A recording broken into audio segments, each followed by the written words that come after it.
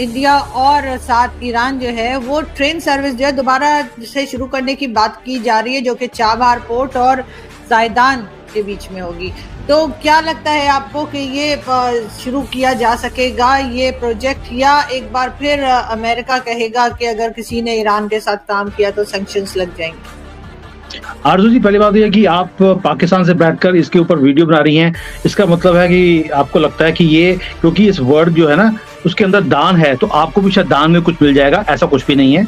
ये पोर्ट है, ये 2 सिटीज के नाम है जहां बाहर से जाना है, उस पर दान का मतलब ये नहीं होता कि जितने आसपास के कंट्रीज हैं उनको भी दान में कुछ मिल जाएगा। ऐसा कुछ भी नहीं है, हमारी कोई मंशा नहीं है।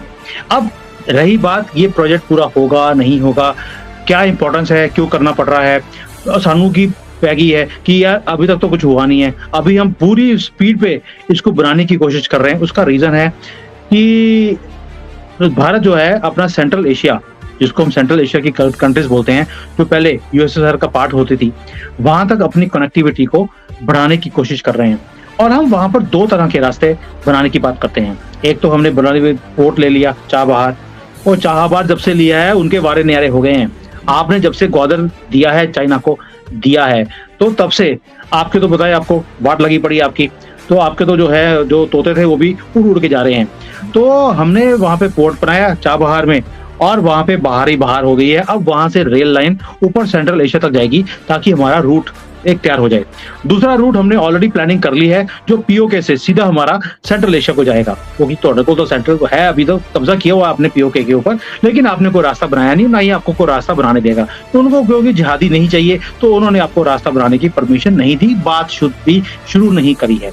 लेकिन भारत से उन्होंने ऑलरेडी बात शुरू कर दी है कि भाई पीओके से रास्ता सीधा हमारा भारत से सेंट्रल एशिया तक चलेगा, यानी कि 2 रोड जाएंगे। एक रोड जाएगा उधर से पोर्ट से रेलवे लाइन और सेंट्रल एशिया तक। हमने, आप सोच के देखिए जो ये आरजू जी, हमारे साथ हो क्या रहा है।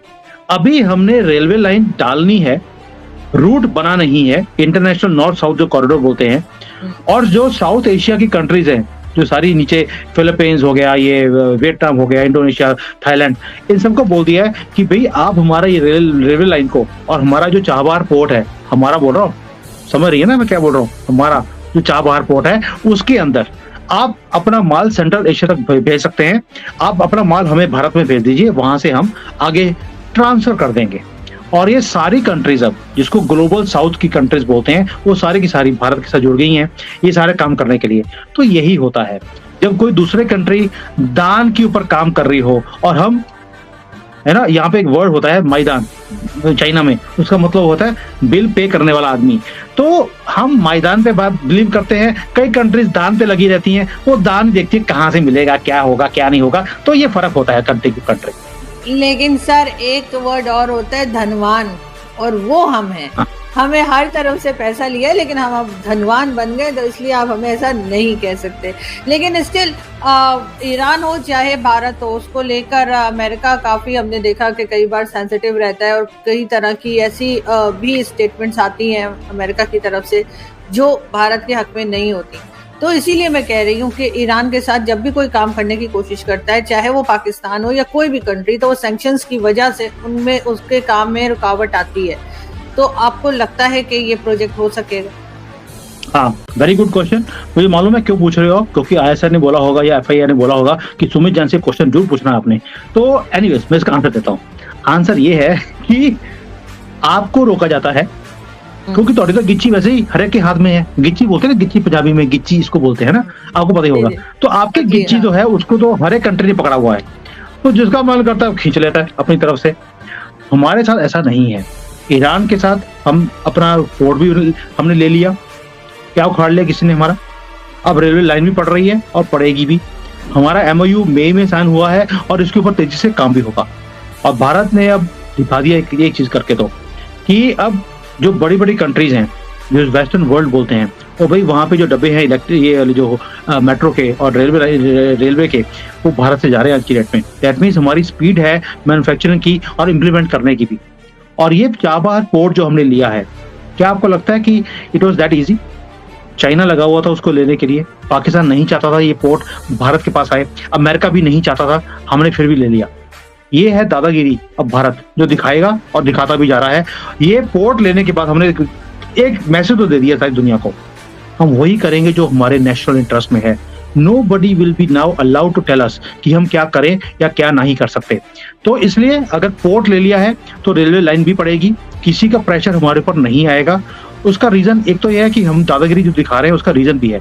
हमें मालूम है कि अमेरिका को भारत की बहुत ज्यादा जरूरत है कई मामलों में, स्पेशली चाइना को लेकर और इंडो पैसिफिक के अंदर जो भारत का वहां पर जो स्टेटस है, जो जरूरत है, वो कोई भी नकार नहीं सकता।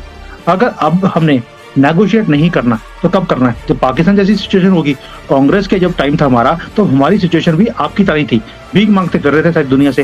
वी वर इनटू फ्रेजाइल 5, कभी भी लुढ़क सकते थे जैसे आप लुढ़कते फिरते हो। तो वो टाइम हमने भी देखा है। लेकिन अगर आज हमने अपनी इतनी स्ट्रेंथ होने के बाद, मिलिटरीली, इकोनॉमिकली, डिप्लोमेटिकली, अगर उसके बाद भी हमने नेगोशिएट नहीं करना तो कब करना है? तो ये तो दादागिरी दिखाने का टाइम है, दिखा भी रहे हैं।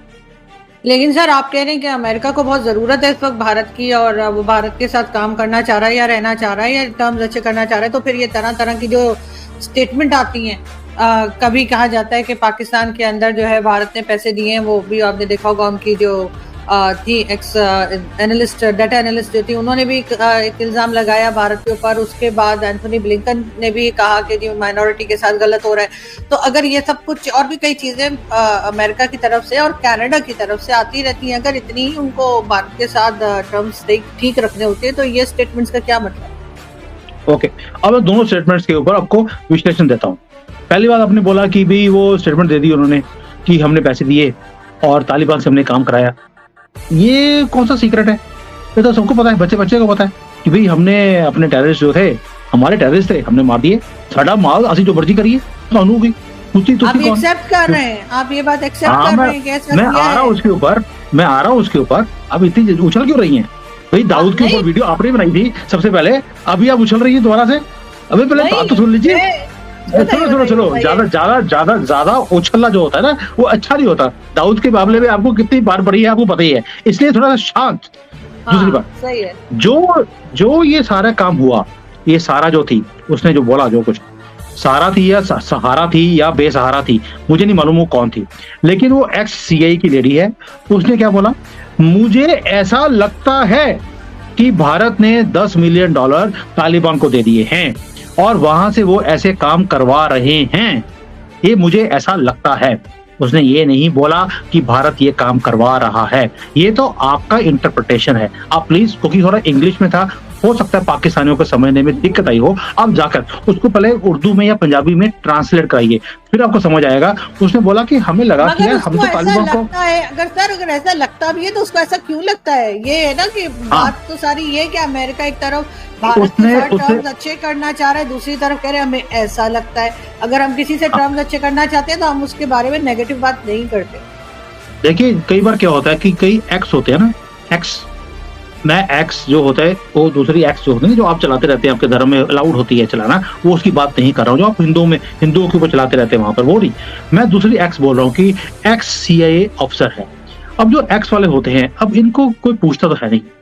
आपको भी मालूम है आपकी कंट्री में भी कई एक्स आर्मी अफसर हैं और हैं जिन्होंने पैसे कमा लिए, वो तो बोलते नहीं है। तो जिन्होंने नहीं कमाए होते वो उल्टी सीधी बातें कोई ना कोई बोलते रहते हैं यूट्यूब के ऊपर आके, और कोई छत्र भी पड़ते हैं उसके बाद, वो दूसरी बात है।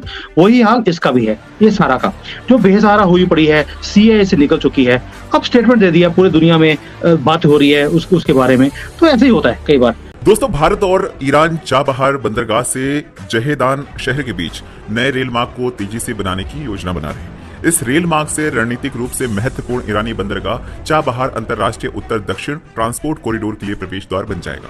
ये कॉरिडोर मध्य एशियाई और यूरेशियाई देशों को व्यापार का मुख्य रास्ता मुहैया कराएगा, जो कैस्पियन सागर के पूर्वी तरफ स्थित है। इसमें रूस भी शामिल है, जो भी पश्चिमी देशों के प्रतिबंधों से बचने के लिए इस मार्ग से भारत संग व्यापार करने लगा है। इस कॉरिडोर के बनने से अफगानिस्तान का भी अरब महासागर से सीधा संपर्क हो जाएगा और उसकी पाकिस्तान के कराची पोर्ट पर से निर्भरता खत्म हो जाएगी। भारत और ईरान के अधिकारियों ने कहा है कि नए रेल मार्ग को बनाने के लिए काम तब तेज किया जा रहा है जब चाबहार पोर्ट पर काम शुरू हो गया है। इससे भारत के लिए सामानों को भेजा जाना शुरू हो गया है। इस साल माना जा रहा है कि यह पोर्ट कई मिलियन टन कार्गो को हैंडल करेगा।